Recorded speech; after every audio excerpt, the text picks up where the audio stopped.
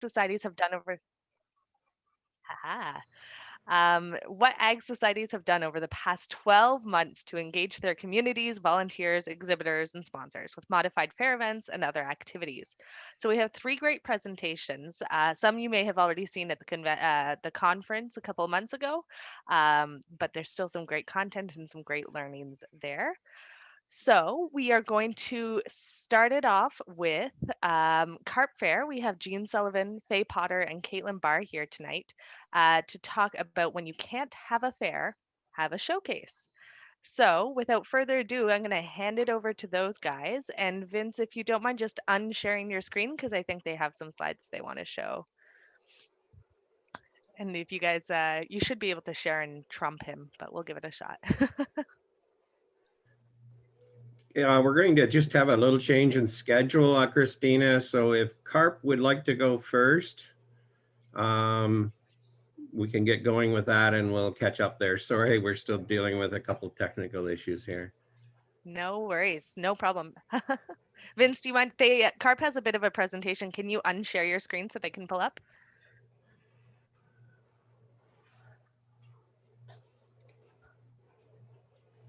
There we go. Nope. So I've stopped sharing it, so you should be good, okay? Great, thank you. All right, thanks, Christina. Jean, do you have the opportunity to do it? It says the host disabled participant screen sharing. Oh, great. Okay, 1 second. Security, I'm just going to allow that. Share screen. Okay, go ahead, try now.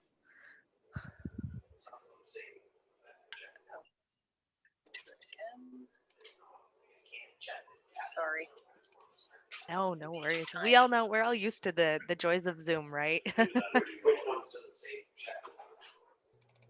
Did I stop sharing, right? Yes, okay. Yep, perfect, thanks.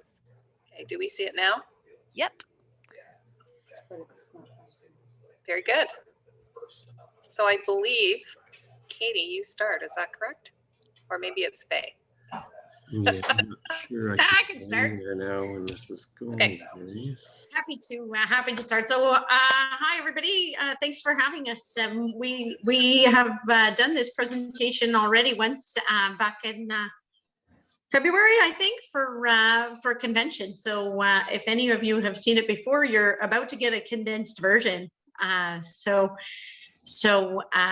what we wanted to kind of just touch on tonight, thinking about, what we've done over the last 12 months. We did the, if you can't have a fair, have a showcase, but we wanted to just kind of focus it in on more of the how-tos. I think we've got a few questions from folks after our OAS convention presentation where folks were like, but how did you do it, right? As opposed to just what we did. So I think we're going to try and keep it a little bit tight and focus on that.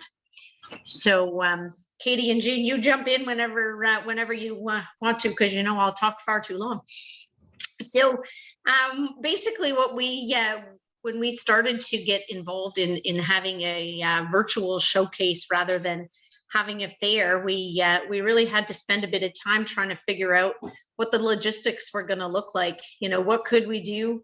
What could we get away with doing? And what was within the parameters of the COVID-19 protocols. So we gathered together as a smaller group than maybe what we normally would. And we started to put together new prize lists. We shortened our exhibits down from 63 different classes to 10 maybe, just to see if we could actually get more exhibits. Entries, of course, were made online, and what we did was we ran it over 2 weekends. So we did drop-offs on the weekend before, judging throughout the week, and then pickups were the following Monday night, so that we could make sure that we had that socially distanced space and some opportunities for folks to come and drop things off. So, Katie, will I pause there? So when it came, yeah, I'll continue with this one. So managing our judging. So obviously things flipped and flopped a lot last year. So we just made sure that our judges, we were in good contact with them, knowing they were comfortable with what the current regulations were, what we could and could not do. We ended up having one judge joined us completely virtually. So she wasn't even at judging day. We spread the judging over 2 days, and we split those 2 days into 2 sessions. So we had morning, afternoons on each day to really minimize the amount of people on the grounds and in our buildings. And then rather than our huge crazy lunch we normally like to have, we had everybody bring their own snacks. And of course, we provided the masks and the hand sanitizer and all of that. And we made sure that we spread all the judging out in different buildings throughout our grounds. So it was super easy to do. We were all very well spaced out, and it worked out pretty good. Flip, Jean. Okay, so to drop the entries off, we had a drive-through scenario. So we set up tables in the infield in the heavy horse ring, and we just had signs made, and we're telling folks where to drop off. So they would drive in the ring, and we had volunteers on hand to take the entries, or sometimes folks wanted to get out and place them on the table themselves. But that's how we stayed separate from people. We didn't have huge long lineup. As I said, or as Faye said, we accepted entries over 2 days, so it spread things out. And this being the first time, really nobody knew what to expect. So there was lots of questions and lots of trying to understand what we wanted to do. So there's just some more pictures of entries coming in. Some folks, as we said, set things on the table. Others had to be delivered. So I think somebody was actually wondering about the exhibits that we had judged virtually. So Katie, I know that was in your culinary department. So do you want to maybe speak to that? How she did it? So culinary, I knew was going to be a hard thing to keep on board to begin with, because who wants to taste food in a pandemic? Gross. So I'm super lucky. My judge was totally on board to help me put together a bunch of classes that could be judged just purely on presentation and fun stuff like that. Now, she wasn't comfortable coming out with the current conditions and things. So we decided that we were going to do this virtually. So it was a lot of practice leading up to the day to make sure that we both understood what we were doing and how to use FaceTime. But it worked out really, really well. When we had received the entries the night before judging, I'd gone in and sent her pictures of every item in each class. So she had a chance to kind of go over everything, look at all the items. So she knew what questions she had. So the next day when we were judging, we were doing a lot of Vanna Whiting with the different articles, and whether it was like lifting to see the bottoms of how things were baked, cutting into things. Sometimes we had to squish things a little bit. But it was really, really fun. And she had a great time with it. And I kept everything fairly small because I really didn't know how it was going to go, but it totally went seamlessly. And I think we could probably build on it again. So there's some of our, some of our awesome things. All the junior classes stayed because of course, most of them are on presentation to begin with. But it went really well for something done virtually. That I thought there was going to be a lot of issues, but it was really clear and a lot of fun. Junior. Yeah, so for juniors, we had one of our very common volunteers. That's not the right word, but he's certainly is a volunteer that is well known around our grounds. And so we had him come and take photos of all of our items, not just in juniors, but of course we had our juniors department, and this is just a snippet of some of the entries that we had for it. So, but everything was documented by camera and actually posted on Facebook, and I think also on Instagram, so that the kids could go on and actually see you know, how they had placed, and you know, ribbons were showing so that they knew what color ribbon they got and where they were at. So and like I said, we had done that with all of the different classes that we offered. And I know somebody had questions about whether we actually had prize money. We did have prize money. The prize money was the same as it has been in previous years. So many of our donors were still keen to support us, to sponsor classes, and so we had no issue sending prize money out to those who had won the prizes. We considered handing out the cash the day that they picked up the entries, but decided that was just going to be too big of a headache with passing money back and forth, and checks are just easy to mail. So that's what we did. So this is just a photo of pickup day, same kind of thing, only in reverse. Folks came to the fairgrounds and they gave us their name, and inside the ag hall we had put everything in alphabetical order by exhibitor, so that when folks came in and said it was Jean Sullivan there to pick up her entries, all of Jean's entries were all in one spot, so they could just be carried out to the table and put in the car with no hassle running from one building to another. So everything was gathered up for distribution, and it went very smoothly. Lucky we had beautiful weather for both drop-off day and pickup day as well. Our livestock shows were minimal. We had planned to have a 4-H show at the grounds. We had everything kind of in place with COVID protocols. There was only going to be the 4-H member and one other adult allowed to be on the grounds. But then at the last minute, protocols changed, and we were quite hesitant to have that event take place. And we were afraid that once the general public drove by the fairgrounds and saw some cars, they might think there really was something going on, because this was fair weekend. And as it turned out, the sheep club, they just picked up and moved their show to one of the local farms. So they set up some pens behind a barn, and they had a FaceTime live show. They broadcast it on FaceTime, and the judges were there, and they kept the members were allowed only in the same pen if they were from the same household. So that way there was minimal contact between the members. You can see they're masked and socially distanced, I guess, except when they stood next to each other in line.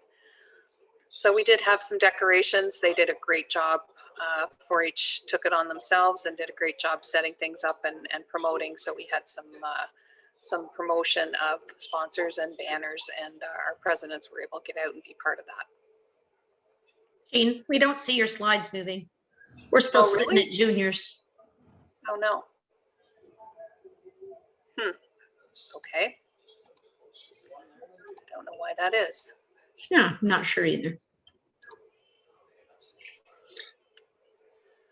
Well, while you work on that, there was a question about some examples of what classes there were for culinary that were judged just on looks. So Katie, I think you had cookies and cakes and cupcakes.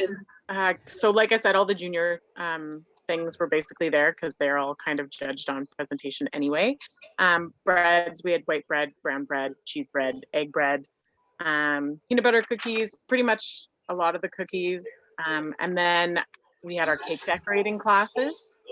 Graham wafer houses. Yeah, it was mostly cookies, bread. Oh yeah, there you go. Cookies, bread, juniors, cake decorating. We had a pie crust decorating. That was really, really cool. We had some neat entries for. But yeah, I hope that answers your question. Sorry about the slides, folks. So there's the sheep show with the presidents and the judge, some good photos and nice decorating. And with the dairy show, there was the local club had only 6 members this year or last year. So rather than bring their calves to the fair because of the situation, we had them do, or they decided to do videos of showmanship. So they sent those videos to a judge, and the judge gave them good feedback on how well they had set up their animals to show off to their advantage. So we posted those videos on our website as well to help get some promotion for the 4-H show. It was not a live presentation like the sheep, but they did get to showcase their animal and get some practice and some feedback. So if we move on, I think the other couple of pieces that we maybe wanted to touch on, we did end our normal fair weekend with a fireworks show, which you can see was extremely colorful and certainly ended the week with a bang. Anyway, we did move on from there to do drive-through parade, so a static parade. We set up the floats around around center ring here, where you can see, and we actually had 900 cars, I think, come through on a Saturday night in the rain, and enjoyed a pre-Christmas parade. We had so much fun doing that in March. We thought we would move on to something even more fun. Katie or Jean, do you want to touch on that? I can a bit. So we decided to do an Irish stew fundraiser. So we made Irish stew. Well, it was actually pretty good. It was a day in the kitchen and then a day of putting it all together and getting it out the door. We had everybody pre-order their stew, and we had stew, a bun, and a dessert. And they would drive through, and we had kind of the same table setup we had for the picking up of entries at the fair. We kind of had that as a pickup for your stew. It actually ran really, really well, and it was a lot of fun. It was nice to like see each other again and be doing something. It had been a long winter. Do you remember off the top of your head how many we sold? It was 100 and I think we ended up, final number was 100 and I think it was just over 200. Yeah, because there was a bunch added at the end, but it was it was a lot of fun. It was and it was really successful, and we had a really good feedback from it too. So that was another fun fundraiser, and it was for St. Patrick's Day, but you could probably do it on any day. You could do a roast chicken dinner or something like that. People really enjoy getting out, even if it's just for a drive-through meal.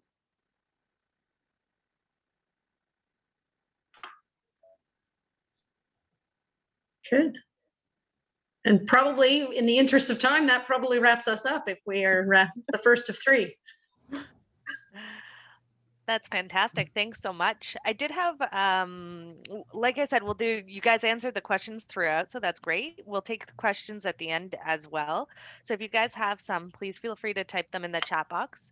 As we move along, if you can just type who the questions are directed at, so I can direct them accordingly later on.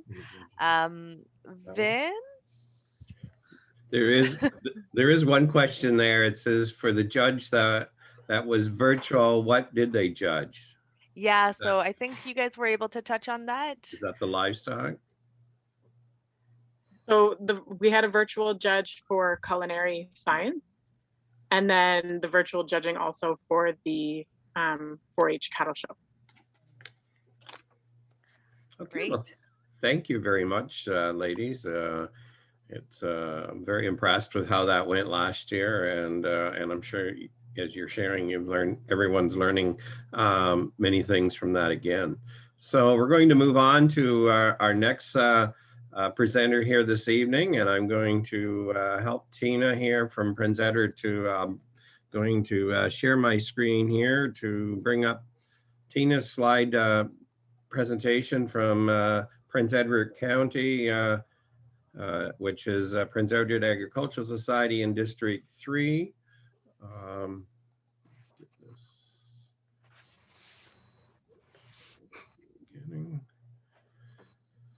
Okay, Tina, are you there? So we're here, Larry and I are here. Larry Everall, he's president of Prince Edward Ag Society, and we're going to do this together. So Larry's going to start. Okay, thanks very much for including us on this. And one of our first thing is what is a drive-through fair? We worked, would have been our 184th year last year. and we worked very close with the county to see what we could do. And we have been an agricultural fair for years. We've stressed that all together. So the drive-through fair includes displays, entertainment, food, and we've got community organizations involved. We had a youth coloring contest. We had a lot of the local farmers, the local dairy farmers really got on board. What we did is we drove around the track. We set everything up around our track in our cattle show barn and pavilion. We got the local ag dealerships were on board. Our local county farm center was on board. We had antique tractors, 4-H, horticultural society, and we had several different food. We had ladies, some of the ladies, Women's Institute got together and made candied apples. They were donated by a local orchard. We had our usual fair donuts. It went over extremely well. We had to work and said, what is a drive-through? It's something you can do. Everybody stayed in their vehicles, drove around the track. That's one of the things that we were only allowed 100 people on the grounds at a time out of their vehicles. And you weren't allowed to get 100 people if you were manning some of the displays. We checked with our COVID. When we first set up the drive-through, we stressed that we did not want to retreat, so we set it up as the worst possible scenario, what we could do working with the county and the health unit, and went over extremely well. So that's pretty much what the drive-through fair was all about. And as far as how would you run it, we'll leave that up to Tina. She did all of the paperwork in behind the scenes, getting the health unit on board. The two of us worked with the county. Tina and I sat in on a lot of the webinars. There's a tremendous amount of information being shared among the fairs, and it's just amazing what you can find and how everybody can work together and what you can do, even with the COVID. So now I'll leave it up to Tina there. So you can do the next slide, Vince. So when this whole thing started last year, the executive really wanted to keep the entire board somehow interested in doing something. And like Larry said, the webinars that OAAS set out last spring, I have to thank you for doing that because it really gave us a lot of ideas. And we were able to pass those on to our directors. And even though COVID was there, we were dealing with such a positive group of directors and associate directors and volunteers. Tina, And because of that, they were on side with us the whole time. They didn't know what we were talking about sometimes, but they backed us all the way. So Tina, can I have you just turn your screen a little bit so people can see who's talking here? oh, sorry. Just, I'm trying to hide. and just tip it up a little bit. And I think you're going to be just perfect there. So anyway, with regards to advertising, we did approach the radio stations. They really worked with us to help keep our costs down. The municipality, again, through some of their grant programs and promotion, were behind us. So advertising really wasn't a big cost to the fair board. When we did the drive-through, it was decided that we hoped it was going to be a one-time thing. So we didn't charge anybody. There were no fees or cost to anybody to participate. And we were lucky to get local sponsorships that were right there behind us to help cover the costs.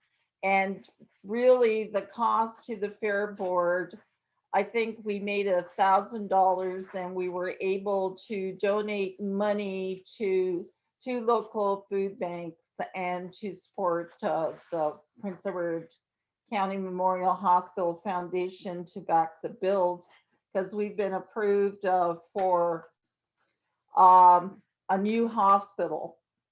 Traffic flow, we're lucky we still have basically the old racetrack at the fairgrounds, that we were able to have all the people go around the track. Everybody was very accommodating, stayed in their vehicles. So the only people outside were the volunteers, and working with Prince Edward Hastings Public Health, we knew it was very important that we abided by the rules that they were setting out. The next, I guess, success. We anticipated over 2,000 people attended the event. We had tried to determine again, do we charge admission? We didn't. It was strictly donation. And like I said, we were able to donate money to the new hospital and to the food banks. The participation feedback from the community was phenomenal. And that was part of the real purpose as well. We didn't hold the event on our regular fair weekend because, like Larry said, it was going to be a special anniversary for us, and we didn't really want to jeopardize that for a celebration, I guess, next year. So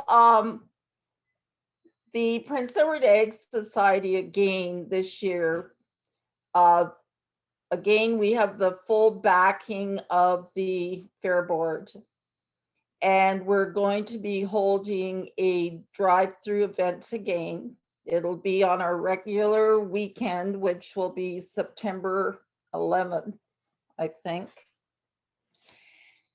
And because of what people saw, what we did last year, we have people coming out from the community wanting to participate. And that is great, wonderful, and we're really, really excited.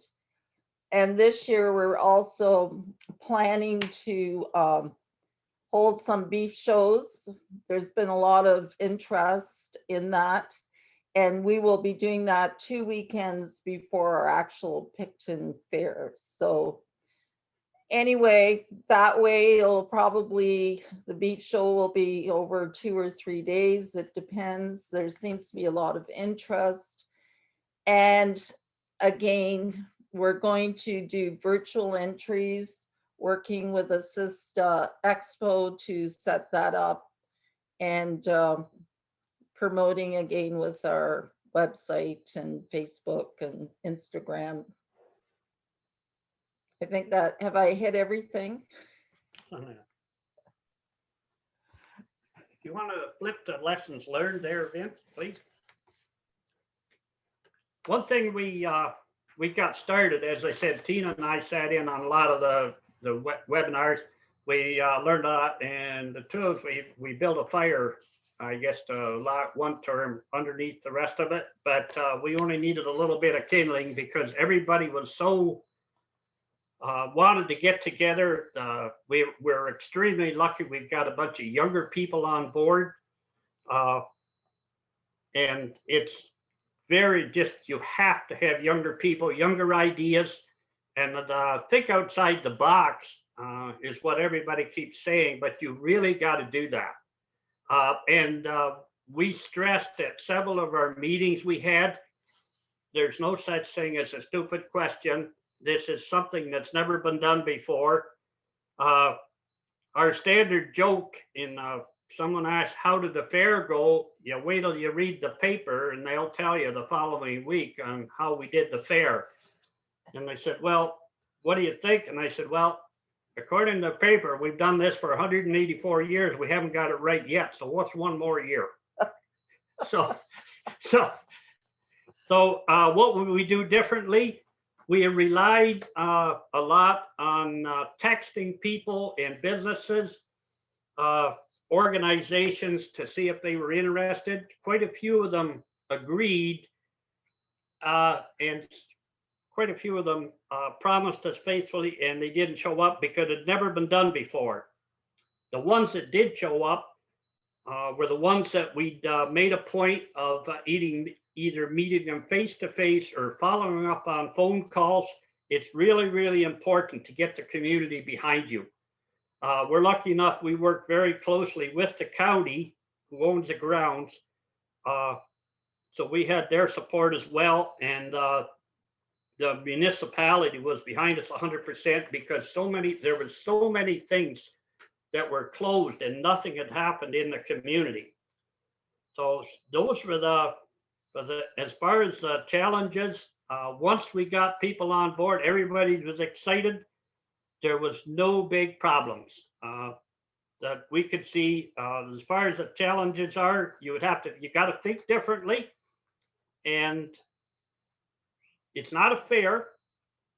So what we thought is there's the wishers and the doers, and we were lucky enough to have a lot of doers on our fair board. And so it went extremely well. We do it again in a minute. And that's about all I can say. And Tina was, another thing we learned is we thank the community. Tina can cover on that one. She did an incredible job doing the thank you cards up. Tina can probably fill you in on that. So thank you for your time. So what we found that was very appreciative that we did have some thank you cards made up with pictures that were taken at the event. We did handwritten thank yous to everybody, and people are still responding to that. So one thing I think we can all learn is we have to thank the people who support us. So again, thank you very much for giving us this opportunity. Plans for 2021, we're going to do it all again. Bigger and better, and we've got a lot more community support behind us because we didn't know whether we'd get 50 cars or not, and over 1,000 cars went through from 9:30 to 4. So but there's a lot of people on board. The fair board is really excited. We can't do it because of COVID. We've always had several meetings with the community. You have to have the county council or your township, whatever you're involved in, city behind you 100%. And that works both ways. So you have to work with them as well. And we're extremely lucky that we work with them on a regular basis. It's not just an Ag Society. We support Run for Cancer runs, the marathons, a lot of the Women's Institute, craft sales, anything that's the Ag Society in Picton here, we're heavily involved in the community and more than just one thing, more than just the fair. So the more you stay involved, you have to get out there, keep your members involved, keep your board on board, and keep your people. It's their fair. We just host it. And you have to make sure that they're on board, because when this COVID is over, you want those people coming back to the fair. So the more you can do to support them and support your community, it comes back in spades. Thank you.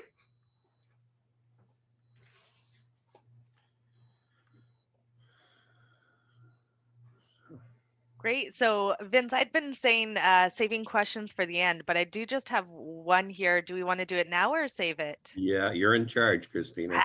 Oh, dangerous. Okay. Well, and so as you guys see in the chat box, there's been some conversations going on answering some of these questions. So one of the questions that came in was about admission. So I see Carp answered. saying there was no admission, and that Tina, you guys mentioned as well there was no admission. So Grace, when you present, if you can touch about on admission fees, that would be great. Then the other question that came in was about preparing food. So were there any additional protocols needed to be followed because of COVID? Just quickly in the chat box, Jean said for the stew fundraiser, it was the standard safety protocols and pre-orders online and by phone. And so Tina, did you guys, any food components you had, did anything work differently? So with regards to the food, we left that very minimal because we did not want people out of their vehicles. So basically, we didn't mention the Prince Edward Holstein Club. They were handing out chocolate milk. Apparently, they have a budget. There were no events, so they handed out over 1,400 little cartons of chocolate milk. Mrs. Mini Donuts was there.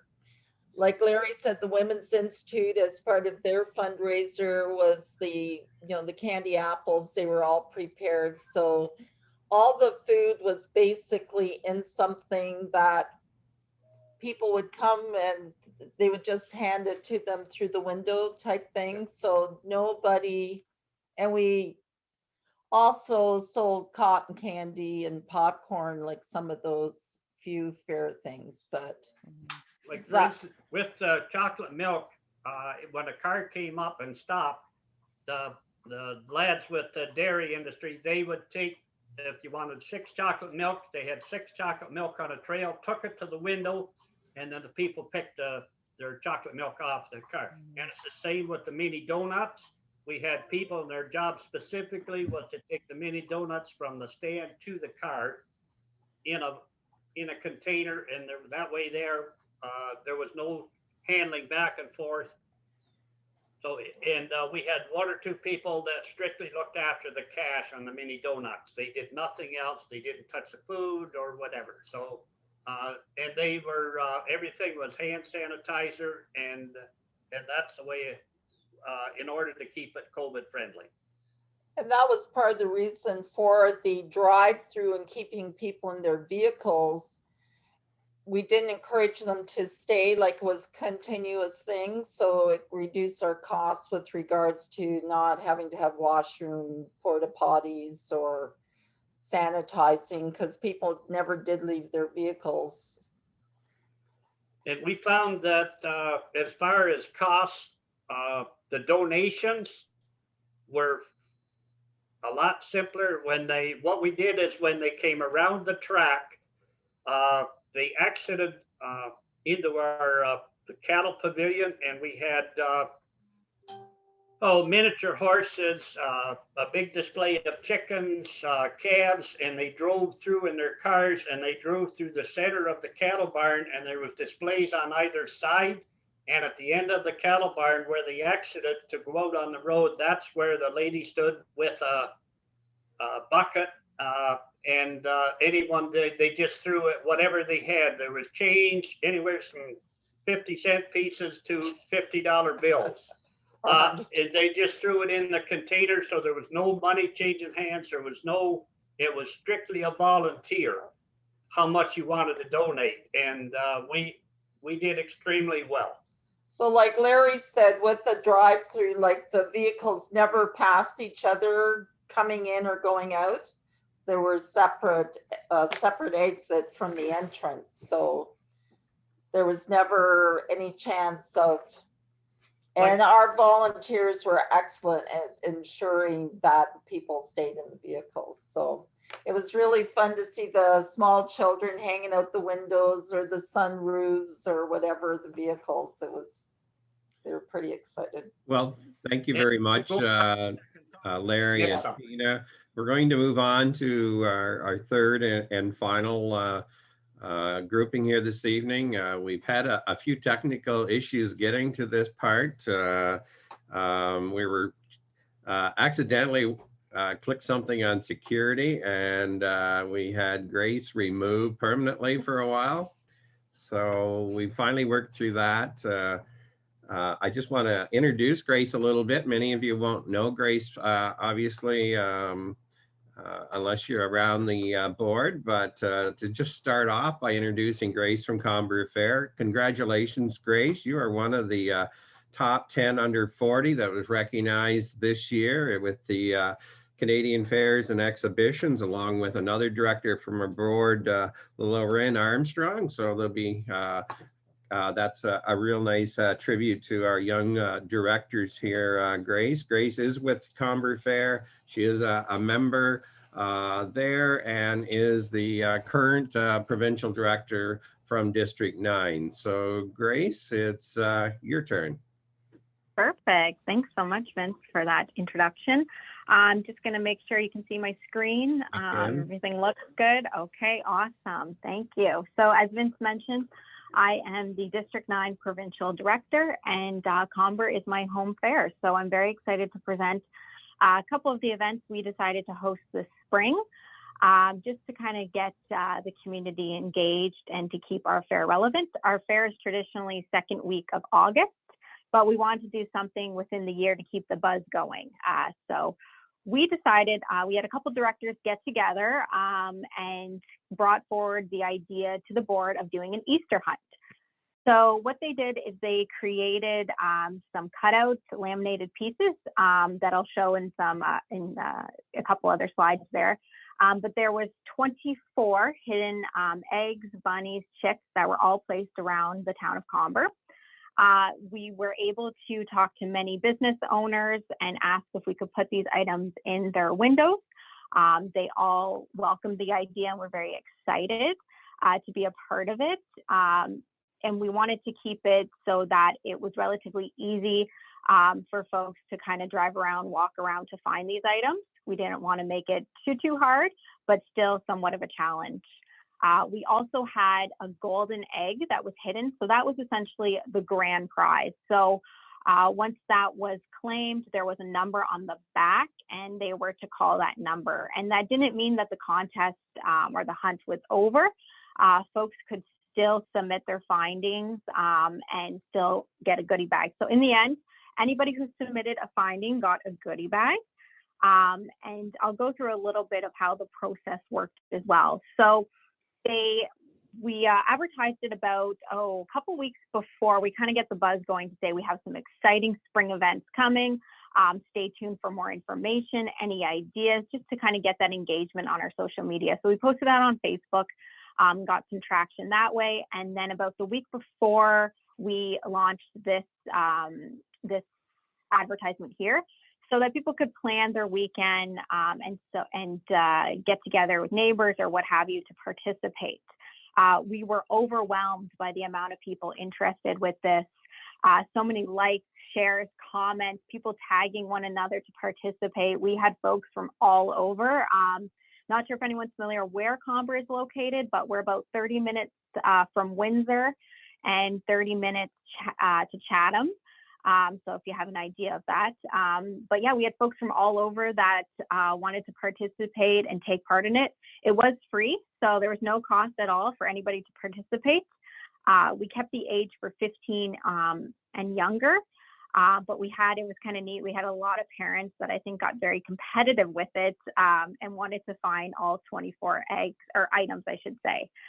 So how it worked is we had them print off this sheet. So when they were walking around town and they found one of the items, for instance, egg number 1, they then could mark down what color it was. Once they had their sheet complete, or if they got to a certain point and they thought, okay, we've had enough, we're going to submit our findings to get that goodie bag. They could then submit it through an eDocs form, which is essentially a type of Google Doc. So it was relatively easy. And that way we could track the name, age, location from where they were from, and that we knew how many people we had participating to know how many goodie bags to prepare.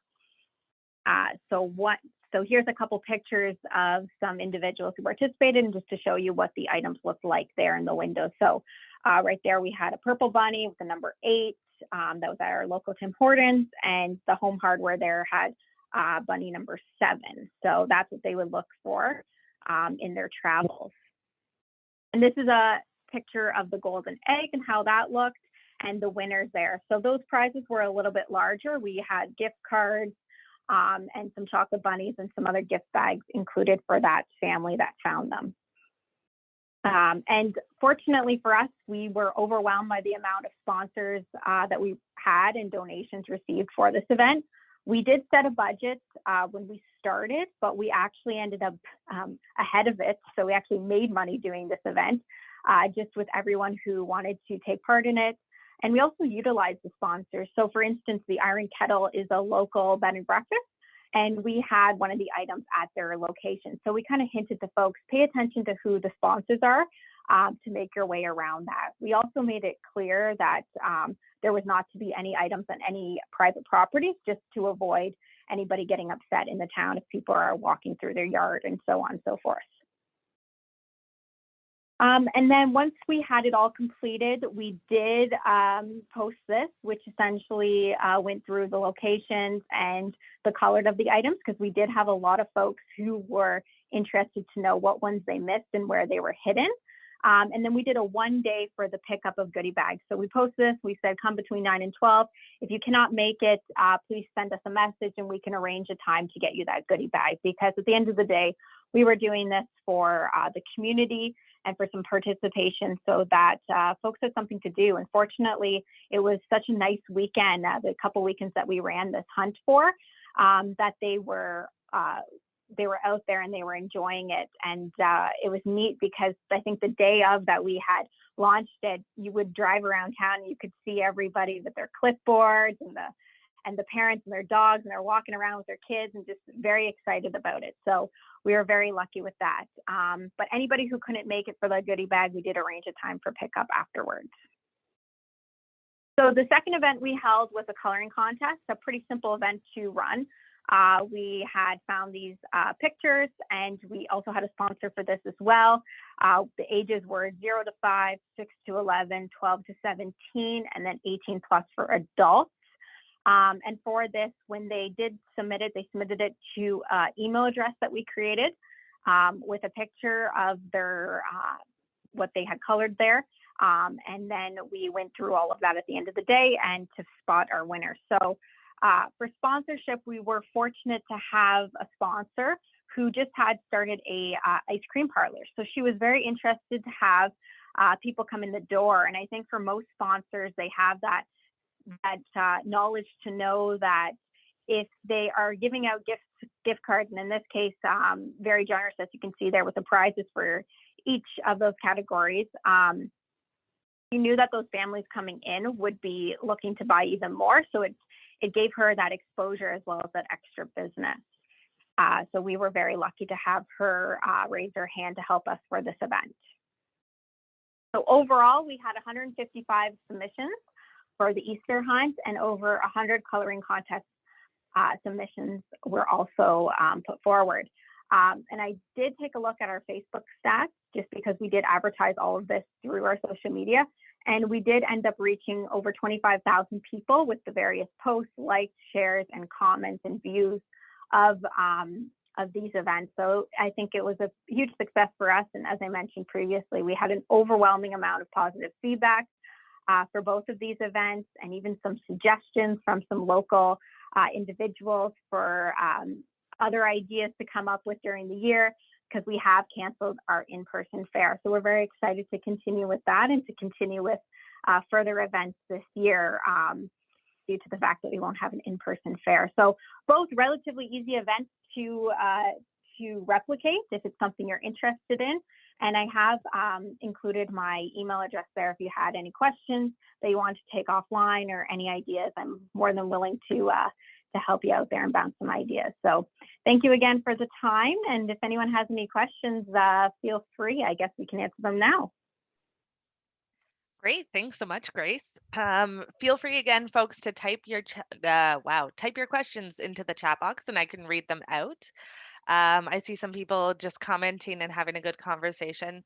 One question I was saving to the end as well, and this is probably more of a question for Vince, is will the road to recovery steps have any effect on events such as, allowed capacity size or things like that? and so Vince, I throw that to you, but I'll provide a bit of what we're seeing across Canada too with that is, yeah, wait for the details because, and you can only speak for every different province, but what we've seen is there are parameters and the based on either its capacity restrictions or PPE requirements or things like that that you will have to abide by. BC has recently just said you will have to submit a COVID plan in order to have a fair, and I'm sure we'll see more parameters that way. So stay tuned for what's going on there. And I'm sure, I mean, Vince does a fantastic job of keeping you guys up to date with those are, with what those are. So as soon as that pops up, I'm sure you'll be getting an email from Vince. But Vince, anything to add on that one? No, I think you hit it on the head very well there, Christina. Once we know, you know, and I attended a meeting shortly after it was announced last week, a briefing with Minister Lisa MacLeod and others, and those are details. They're just not worked out yet. They will be assessing as we move or get into phase 1, 2, and those will all help dictate what will happen in 3. We did hear some rollout information with Alberta there today, so I think anything that's happening there is probably going to be encouraging as well for Ontario. So we don't know, but all we can do is try. I guess I'm just going to share one little piece of information with you about Grace Mullen, and we're happy to have her on our board. But we were doing a little discovery with our board members, learning a little bit about them, and little did anyone else know that Grace drives combine, or started to drive a combine when she was, I believe, 6 years old. So, and she doesn't look much over 16 right now. So good for you, Grace. And we know you are, but you're very talented, very agriculturally grounded. She was heavily involved with the plowing match as one of the Queen of the Furrows there too. So certainly, like Grace said, if you've got any questions, ask, and she'd be more than happy to help you out. So are there? Yeah, thanks Vince for that. So I think we've had a few board meetings where I've been in the cab of the tractor and the combine. So great to be able to multitask. Oh, that's great. I do see another question from Sharon, and I'm going to throw this one to you, Vince, again, I think, to kick us off. Did many fairs have their ambassador pageant? And feel free to type in the chat box if speaking for your own fair as well. But Vince, do you have anything on that? I haven't heard too much on that, so I would suggest, to maybe send a message or put a message in our OAS Facebook group there. There's usually conversations around what ambassadors are. I think some of them are definitely waiting and seeing where everything else is going, but I'm in a part of Ontario where there isn't a lot of ambassador programs in Eastern Ontario in particular, so not really abreast of that too much, but certainly maybe reach out to Catherine, or definitely reach out to the ag societies that have had ambassadors and find out from them. It's not something that I have that information for. Great. All right, last call for any questions for any of our presenters today. I know it was a lot of information in a short period of time, and I'm sure all of our presenters are happy to connect with you afterwards if you have other questions. There was a question there from Elizabeth, I believe, from Listowel, asking about some classes, culinary classes. Check the Facebook with Providence Bay. They were one of our guests last year when we were doing webinars, and I know they're doing things again. They had some really neat ideas of some of the things they were doing. So, and again, just share that information or ask those questions on Facebook. You'll get answers for that as well. Perfect. All right, I don't see any other questions coming in right now, so I think I'll throw it back to Vince to wrap up today. Well, thank you again, and I really appreciate many of you that have been joining weekly here with us. It's really been